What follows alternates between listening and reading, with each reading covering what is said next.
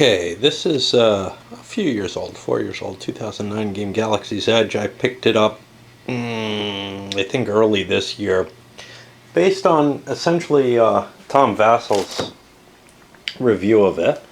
So I've managed to play it once since then, I think. Maybe twice. I think only once with my wife. Two-player game. And I enjoyed it. I want to see how it works out with multiplayers. As usual, when somebody else does a review of a game, you're probably better off getting the overview from them. But I'll go through it anyway, just in case, I don't know, you like my semi-drunken state better than whatever else is available. Okay, so this is actually, I mean, when you look at it with these big wooden pieces and all this is obviously a fairly abstract game. But it's based on a theme of space exploration and conquest at a very very simplistic level. The rules are really only to here, some 5 shortened pages with some scoring values. Your goal is going to be to control colonies largely, which are all evaluated on these spaces.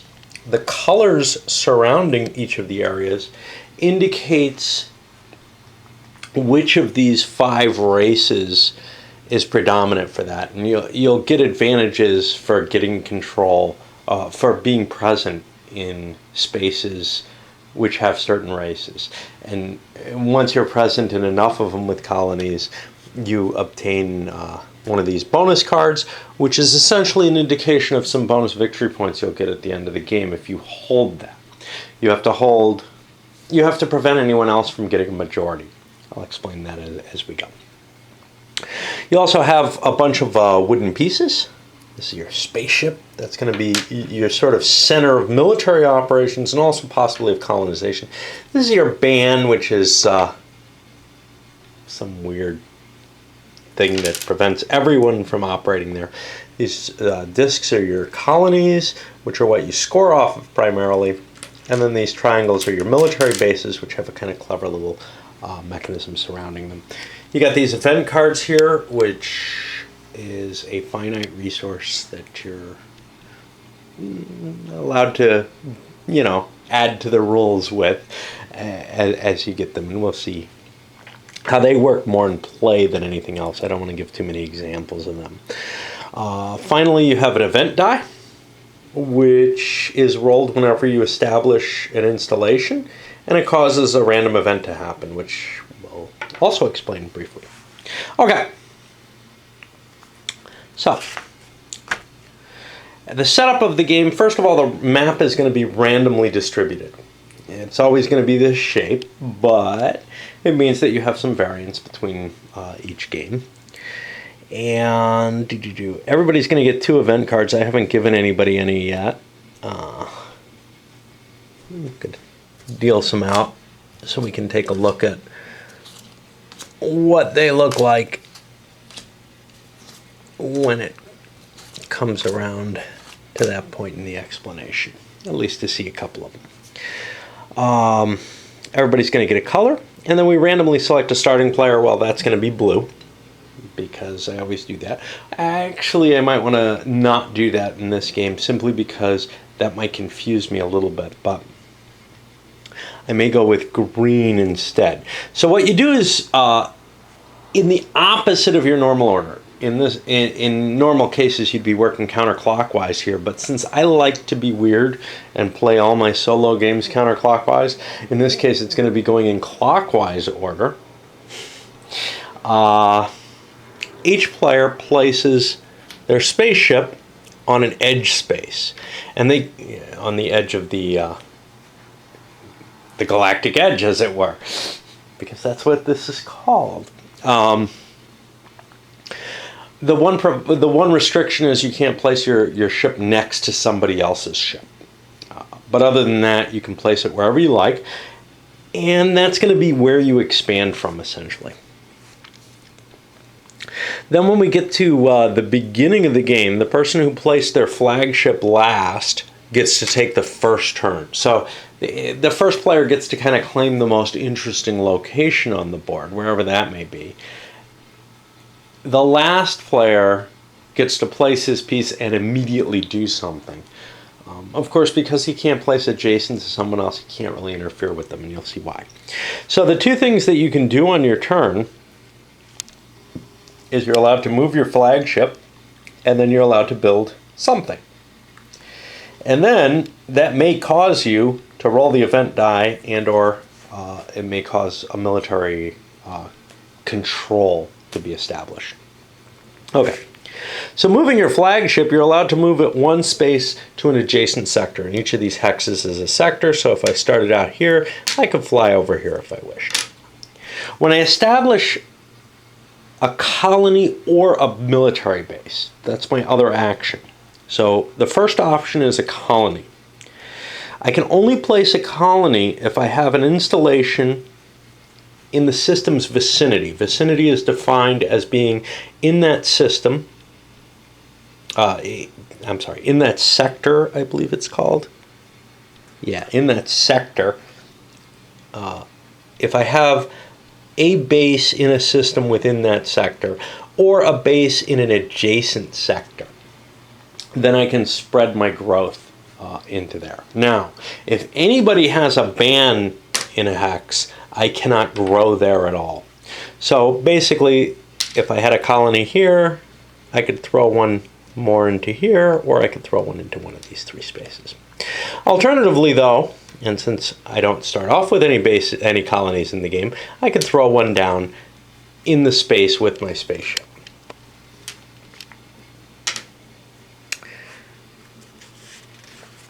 Likewise, I'm allowed to build military bases. Military bases can only be built in the space with your spaceship, and you have a choice when you build a military base. So you pick an empty system. It's always got to be empty, and you can put between 1 and 3 of these triangles in that space. Now, 1 is the most powerful, but if 1 won't suffice, 2's will be the next level that's checked, and we'll see how that happens. But for military control, basically having one military base next to an area gives you the highest power possible, unless someone else has a single base there. We'll see how that works. But whenever you build a base, it's fixed. That will never change. You can't up it to a 2, although that's not really upping. And certainly not a 3. You can't, I don't know what else you could do that you cannot do. But anyway. Now, if you established either a base or a colony, and that's your option, you roll this die.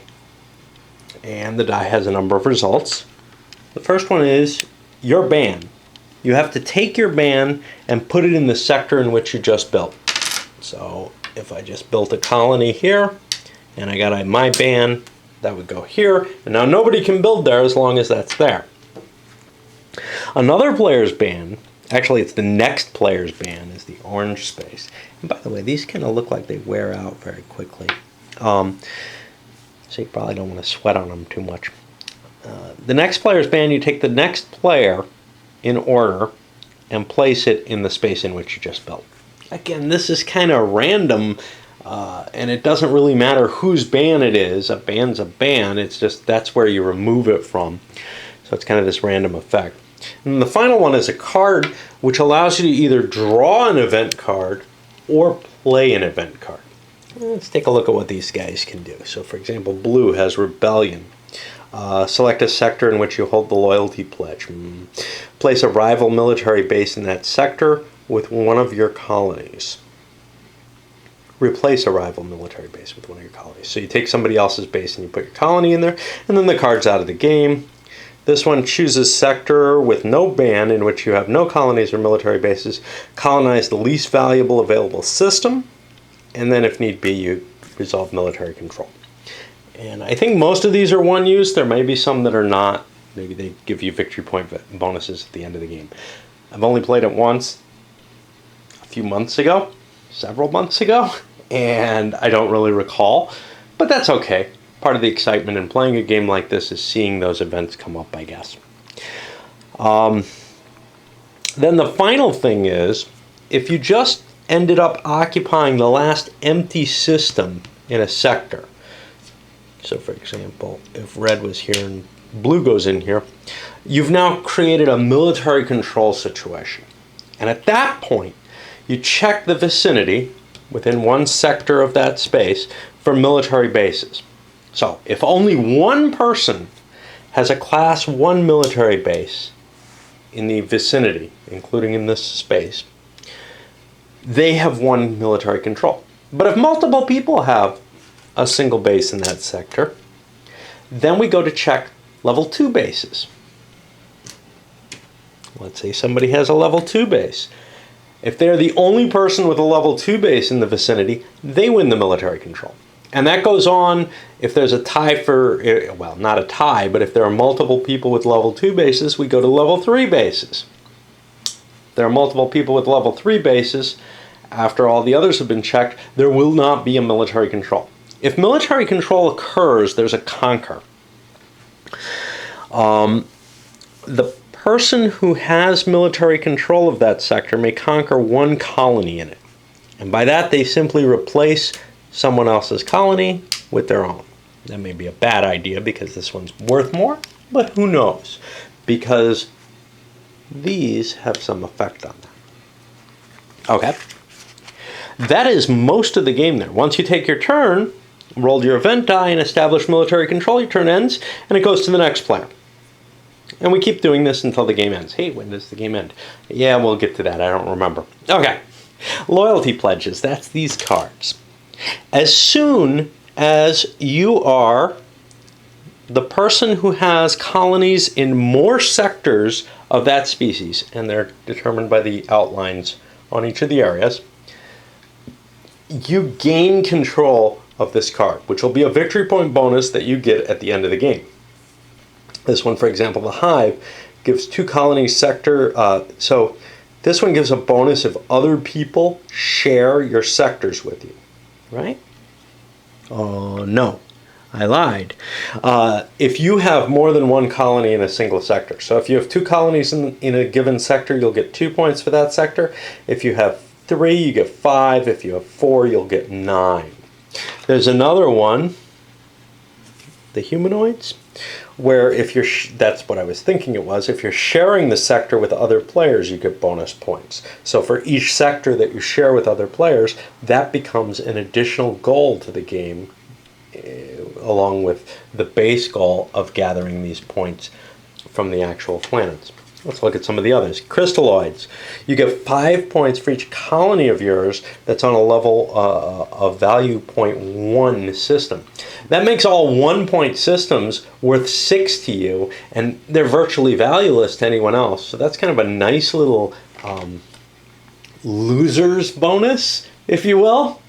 But you have to still collect the most of these in order to grab that. Now, the first person who collects one of that gets it immediately, and someone else will have to get 2 different systems that they have colonies in that to take it away from you. Okay, the other 2 are very similar. The first one's the Saplenti, where if you're the person who has the least military bases, you get 15 bonus points right away at the end of the game. If you're tied for lowest, you only get 8, but if you're not, if someone else has less bases than you, you get no bonus from this. And then there's the Wargers, who's the opposite. If you have the most military bases, you get 15. If you're tied, you get 8. And if you have less than any other player, you don't get a bonus. All right. Right now, we know most of the game. What we don't know is the event cards. There's a fairly limited number of these. We could look through them all, but I'd rather let them come up through the gameplay. The game will end when everyone takes a consecutive turn and no one's built an installation. At this moment, you start calculating score for each player to see who wins. So first you calculate all these bonus points, and it doesn't really matter the order, but it's specified here. Then you add up the amount of colonized spaces you have, and that's your total. Bang! It's that simple. Seems like a very, very simple game, but there's some interesting strategy in here, especially where it comes to playing these bases into play. as to, whether you want to put a level 1 down or a level 2 or a 3. In 2 players, that was an interesting strategy game. In 4 players, which is what I'll of course be playing it out as, that's going to have a lot more interaction. It's not going to be simply a matter of, oh, I've got to cancel this person's level 1. It becomes thoughts of, well, if I don't cancel this person's level 1 and put a level 2 down, will someone else cancel it? What'll happen here? So a lot of interesting ideas along that. All right, this is a short introduction. There isn't a lot to say about this game. I haven't played it enough to know much about it, so we're going to be exploring it in some more depth than my opposed game was able to do.